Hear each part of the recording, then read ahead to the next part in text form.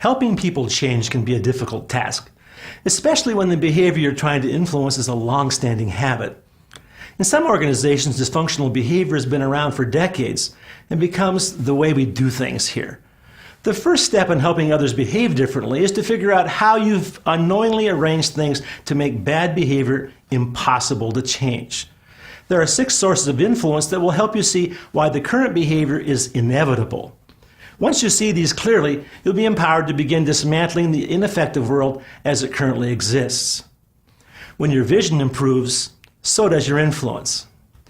One reason we fail when trying to influence others is because we completely misunderstand why people are resisting change. We tell ourselves that others won't change because of some character flaw. They're lazy, selfish, evil, stupid, and so on. When we believe this is true, we do one of 2 things. We either give up or we attempt to motivate them with bribes or threats. For example, I once worked in a manufacturing facility where a fellow had cut his hand. When I asked the executives what occurred, they explained that he had removed a safety device. I thought to myself, why would a person act against their own self-interest in this way? Later that week, I found myself seated across the table from a fellow who had a bandage on his hand. When I asked him what happened, sure enough, he was the guy who had removed the device. Why would you remove a safety device, I asked him, and he explained, well, if I removed the device, I could finish earlier. The device slowed him down. Well, why did you want to finish earlier? Well, if I finish earlier, then I can go play cards with my friends. Ah, so you like playing cards? No, but my friends want me to fill out the foursome, and if I don't play with them, if I don't finish early, well, they give me a bad time. So there it was. He didn't remove the device because he was acting against his self-interest. There was a policy that allowed him to do so. That was he could go play cards, and he had peer pressure that forced him to do that.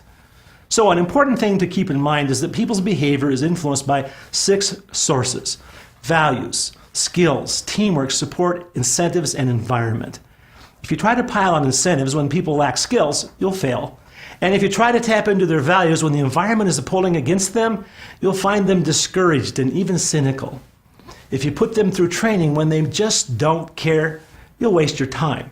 You need to examine all 6 sources of influence. Remember this when dealing with someone whose behavior you're trying to change. Before you try to boost his or her performance with lectures or company mugs and medals, find out where the real source of the problem lies and go from there.